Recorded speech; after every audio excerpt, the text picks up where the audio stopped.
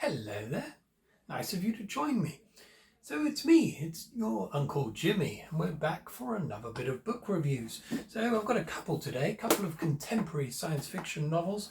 I've read almost, 10 books in the past couple of months, so I've got quite a few to review, because I haven't been doing these recently, as you all know. But I'm going to start doing them now in probably chunks of 2 or 3, just to get rid of the backlog, so to speak. But anyway, before we begin, you're probably thinking, by God, Jimmy's gone completely bonkers. He's sitting in this little corner and it all looks rather cozy and wonderful. Normally this looks like a rough and ready wizard studio. But yes, my partner's had some heavy influence over this. But this is a nice little cozy reading nook that we've constructed here. And this is a seat, but also functions as a treasure chest. Inside here are stored over 200 of my books, because as you know, I normally have cardboard boxes all over the place, chock full of books. So I've got the lion's share in here. I'm going to be getting rid of a lot of dreck soon. I'll try and sell it off. And it means we've got lots of room to buy some more books. So that's lovely. We're going to be doing that soon. What else? Oh, for those of you that are concerned about the increasing frailty of me, please don't worry. I'm slowly getting better. The fact that I'm sitting here is a vast improvement over what I was going through a week ago, where I was crawling across the floor like a half-dead zombie. Now I'm pretty good. I mean, I've got a lot of pain still, and I will have difficulty getting out of this seat in a moment, but hopefully I'll cut the video before that happens. But anyway, let's crack on and let's see what we've got today. Righty-ho, let's begin. So as I said at the beginning, these 2 books are science fiction, more contemporary than I would normally read. This one is Stephen Oram's Eating Robots, and it's a collection of short stories, some very short indeed. This was published back in 2017, so not that far away. Now, the lion's share of these stories appear to have been derived from Stephen's tenure as author in residence at Virtual Futures, which appears to be some kind of annual symposium about technology and its influence on humanity. So a lot of these stories were written for that, published through them perhaps. Also some of them appeared in some magazines. But yeah, the lion's share was derived from there. And that is one of the criticisms I would have initially about this collection. So some of the stories are short. I mean, as you would expect from a short story. Some of them are incredibly short. And I'm talking a single page or perhaps half a page. So I'll begin by just reading one of those first. This is actually the best of these short ones. Some of them are just not worth having there at all, I don't think. We'll get to that in a moment. So I'm going to read you this one because it isn't going to take very long. So this is one of the stories. A rude awakening. What was that horrible noise? Why couldn't she place it? Slowly it dawned on her. The alarm clock. She leant over but couldn't find it. She swiped at it, determined to stop the din as quickly as possible. No, it was still beeping. She opened her eyes and looked along her arm. Her prosthetic hand was missing. No wonder she couldn't connect with the damn clock. She swung her legs out of the bed and fell flat on the floor. No feet either. Memories of the night before were hazy. Drinking? Gambling? Losing? Yes, losing.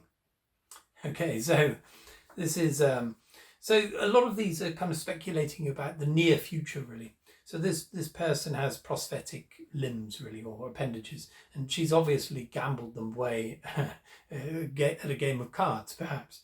And so she's lost her hands and her legs. So this is saying quite a lot with very little, like really good. I mean, this is as good as you can get from that kind of sparse story, or the amount that's there on the page.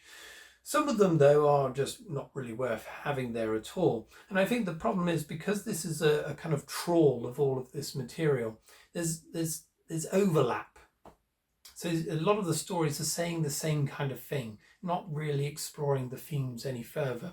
Some of them could be perhaps starting points for short stories themselves, or even longer novels, but they never developed any further past that point. But I think a lot of these, like that one for example, were written to be spoken word, perhaps, so delivered to an audience. Should they have been in here? I don't know.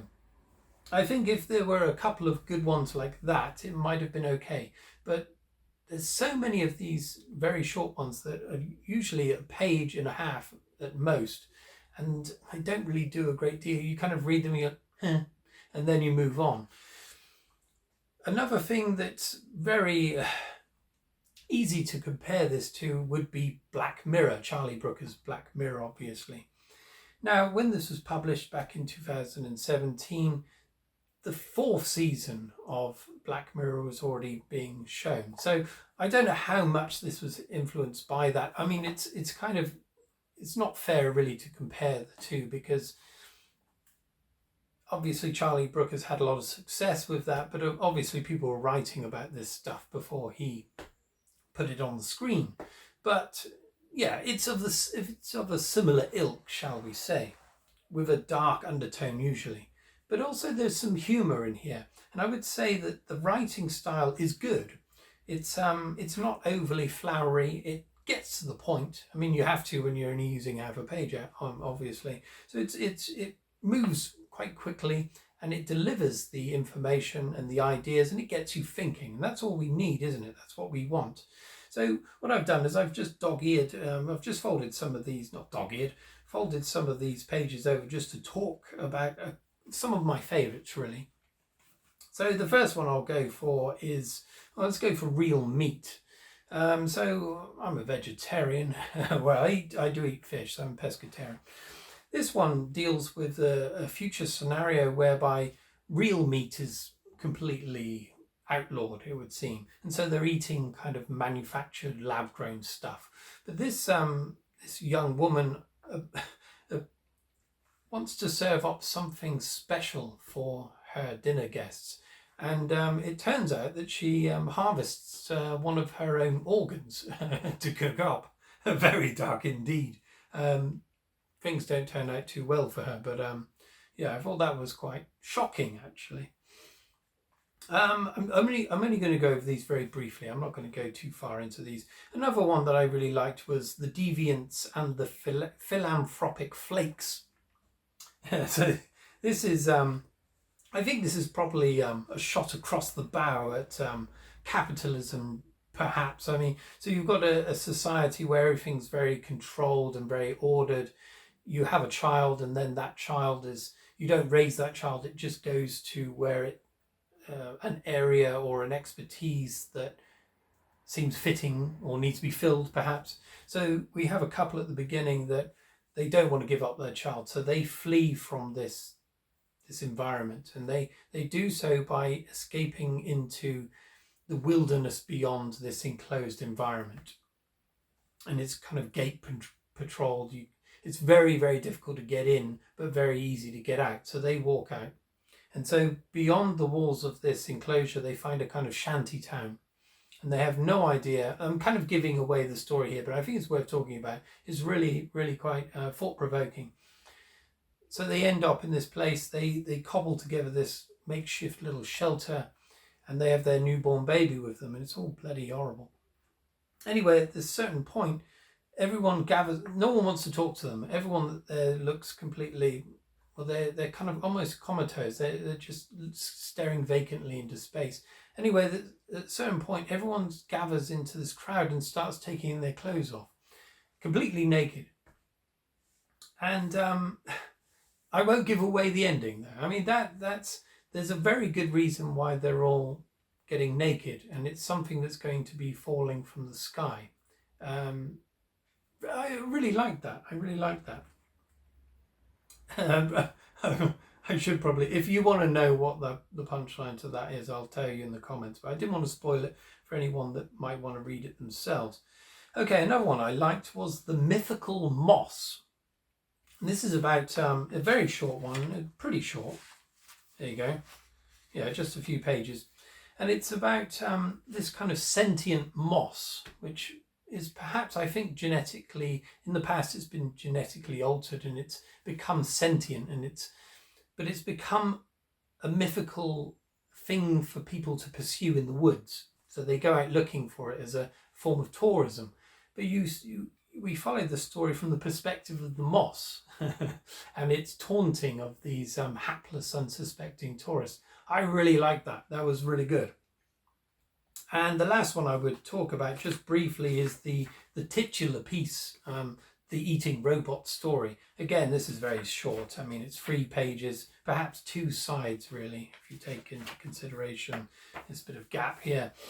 And yes, it's about a robot that's looking after an elderly woman and her relationship with it. But it takes a very sinister turn because the robot does not, you don't plug this bugger into the wall, let's just put it that way. It consumes biomass for energy, and it takes a sinister turn, let's say that, but not to the old lady, so don't worry about her. Anyway, there we are, that's Eating Robots. So if it comes to a rating, let's rate the bugger out of 5 as usual. On the strength of the ones that I liked, I'm going to give this 3 out of 5 stars. However, I don't think this should have been released as a book. I mean, it's slightly naughty, let's put it that way. I think really what should have happened is take out all of those little spoken word pieces, or most of them anyway, fuck them off, and then write some short stories specifically for this, rather than turning to the last page and realizing that every single story in there, pretty much, well, not all of them, but they've all been derived from elsewhere. It's kind of regurgitating or reusing, recycling material from other places. I know people do that. I mean, authors do that. They've done it all the time. They've always done it. You know, group everything together, what you've been paid to do, you know, a jobbing author, so to speak. But at least when it's this thin, I mean, if you took out all of those little bits, you'd be left with something that you could probably roll a cigarette out of, perhaps. So, yeah, that's the only thing I would say. I looked earlier, and apparently he has released a second volume. This is volume 1. Volume 2 is out, and it appears to have about 10 more pages. So who knows? It could be a bit more fleshy. So there we are. Let's move on to the next. Let's have a puff first.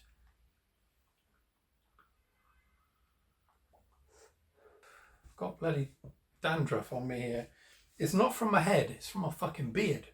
So these painkillers have been taken from my bloody hips and whatever else that's going wrong. It completely dried out my body. I mean, I was drinking lots, but it was still drying it out. And I'm left with beard dandruff. I also had like a rash well, not a rash, just very itchy body. Anyway, moving on. Okay, next is The Malaise by David Turton. Okay, this is published by Cosmic Egg Books. I don't know much about this publishing house. It's relatively small, I think, but again, this is the debut novel of this David Turton. I don't know much about him, but I think he's in a similar situation to me in that he's an aspiring author, but he's certainly done more than me in that he's traditionally published. I didn't go that far, probably never will. So kudos to him for getting this out and it looking rather splendid. So my brother got this for me because I said, get me something with a skull on the bastard, because I love skulls. Now this first criticism is levelled at Cosmic Egg Books, because if we compare the image that you get from the internet or when you buy the bugger and the image or scan of the book itself, you can see a definite problem here. The book, the levels are all wrong. The saturation, I don't know what's wrong. It's far too saturated. So we're losing lots of background definition. It completely alters the image. That's sloppy, I would say. I mean, you've got to proof these things. Perhaps they printed this and they liked the look of it, but for me, it's it's too subdued. It doesn't pop enough, despite the fact we've got a bloody lovely skull on the front of it. But yeah, I mean, initial impressions, I thought, mega city coming out of a skull? That can't be bad, can it? And also, it appears to be a very dark apocalyptic scenario, and I love that kind of stuff. Right, so it's a book in 3 parts. So you've got the part 1 before the calamitous event, and I think this is set in 2038, something like that. So not far ahead at all. Technology isn't vastly advanced to what we already have. Virtual reality and kind of, they have these things called razor gear or razor glass or something like that. And I suppose it's similar to the Apple thing that you see people wearing these kind of visors. So augmented reality, perhaps. They also have like holographic technology and things like that, but nothing vastly ahead of where we are now. So we get a feel of modern day Britain. So this is set in the British Isles. The author is British. We follow a chap called Mike Pilkington, a professor, Mike Pilkington, and he teaches technology. Or I suppose, social media, things like that. So things that pertain to the modern world and living with technology. So we follow him, and we follow him through his experiences of the event that changes the world. So something terrible happens. I will tell you a bit about that. It's a tiny spoiler, but this is right at the beginning, really. So something happens. I won't... Yeah, it's spoiler. Get rid of a bit of a spoiler. No, I'm not going to tell you the spoiler. Anyway, everyone goes fucking bonkers, basically, except good old Professor Mike. Bonkers to the extent that people just end up killing each other. And when there's no one else to kill, they start killing themselves. So this is a genocide, a worldwide genocide. Not zombies, not aliens, but something has happened that's made everyone go mad and kill each other. That's part 1. Part 2, we follow the aftermath. It's about 16 years after this event. We follow Mike and a small community that's developed at Windermere, I think, Lake Windermere. They've got this little community, a little commune going. A few other people have joined them, very small group. And they go out occasionally on sorties to get materials and food and things like that. The third part is about Mike, Professor Mike. He's got a boner for finding out what the hell's happened. So it's all about a mission to go to London and find out the bastard that's potentially done all this. And so the bastard in question is a chap called Rick Razor. So like any of these modern day technology moguls, he's one of those, and he's based in Britain. So this is envisaging someone like Elon Musk, perhaps, or Sam Altman, perhaps, someone like that, he's the top of the tree, worldwide tree. And so all of his gear is out there. Everyone uses it. So it's kind of like he's the Apple of in a few years' time, in a decade's time, perhaps. They all use his stuff. And so he's definitely connected to what's going on. You get the idea right from the beginning. It's to do with this technology. So yeah, the last part is about Mike finding answers, and he's got his daughter with him. There's spoilers here, but there isn't really. But anyway, we find at the beginning he's got a newborn baby. In the future, 16 years later, she's a young girl, and they're together on this last mission. Right, did I like this? No. Short answer, no. Now, I don't want to be too much of a bastard here, but the idea is good. I'm not taking away from that. I mean, it's quite original. So, in some ways, in other ways, it's not. So, it's like World War Z, if you call it, or World War Z, as we would call it over here, or any kind of apocalyptic scenario featuring zombies or some kind of disease, that kind of thing. But this one, being derived from technology, was novel in itself, I suppose. However, there's a lot of problems. Right, so one thing, for this kind of scenario, this apocalyptic scenario. I'm thinking of like The Road, for example. I mean, that was such a bleak, that Cormac McCarthy book. That was bleak to say the least, but it was never boring. This is boring. So, I mean, world-ending events, struggle against adversity, all of that, and it's boring. Boring, boring, boring. There's so much introspection, so much talk about things that don't really matter, and I was just reading some of it, just getting bored out of my head, not wanting to read it. That's never a good sign. The other thing is the depictions of violence and gore are completely, they're off the scale. They're stupid. I mean, they're talking about the way people die, like someone's throat being pulled out or whatever, or, you know, I don't know, the amount of blood and things like that. It just didn't seem realistic at all. It was like thinking, right, I've got to write something that's really dark. I'm going to make it as gory as possible. But in so doing, it distances your suspension of disbelief. I mean, it's just ridiculous. It was kind of comic book in a way. Okay, so the other thing was, I mean, I've read lots of these kind of, I mean, the thing that's similar in another one is Where Late the Sweet Birds Sang, that Kate Wilhelm book. There's a similar thing. So an isolated community trying to survive in this decimated environment, the whole world probably gone to hell in a handcart, sorry. This had that feel, but in a very happy, oh, this is all lovely kind of way. I mean, everything's very easy for them. And the things they worry about really aren't worth worrying about. They go on these missions to go and get provisions. But it's all rather, I don't know, too easy, I suppose.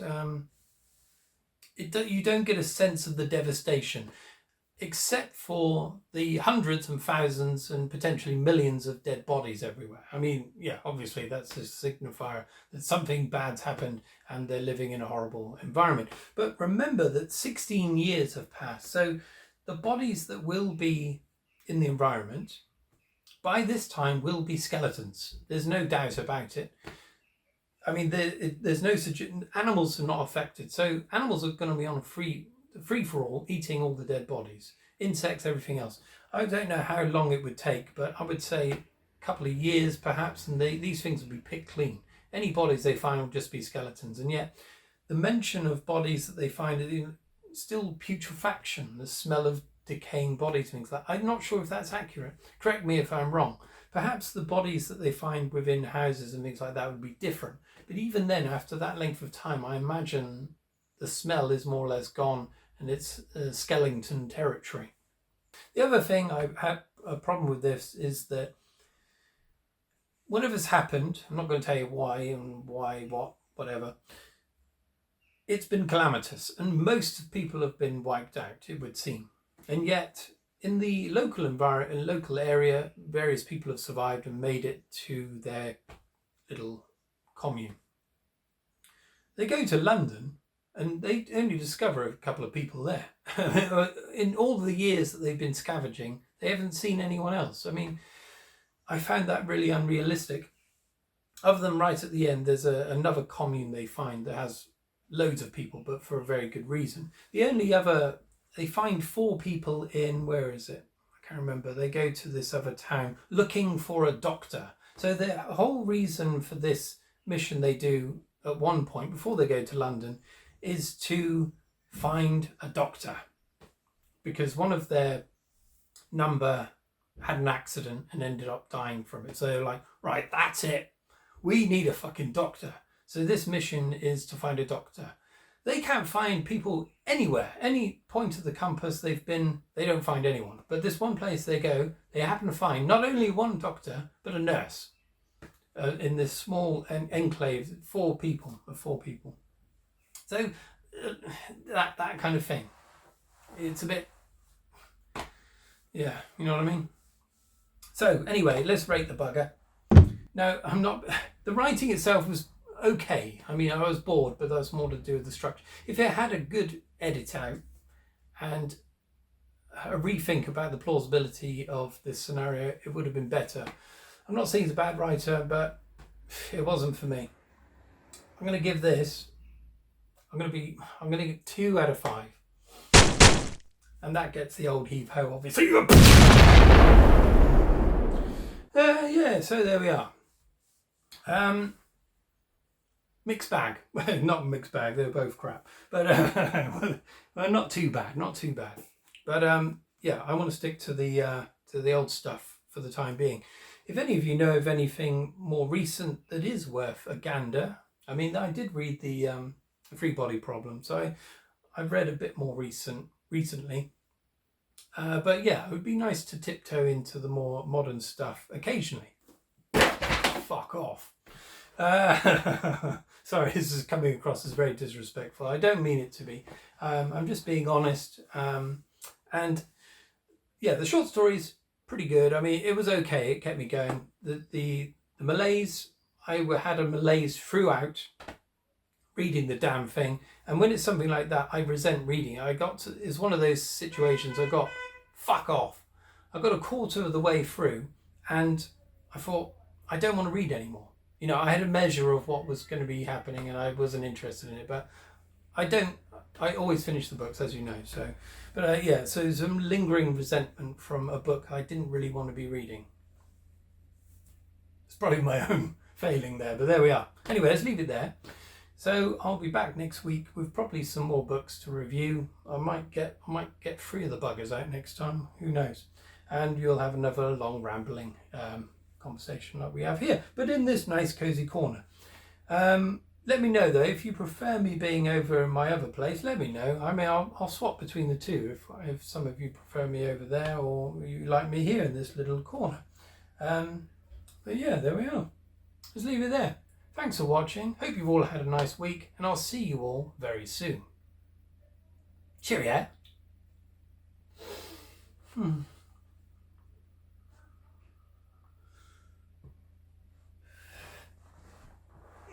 fuck.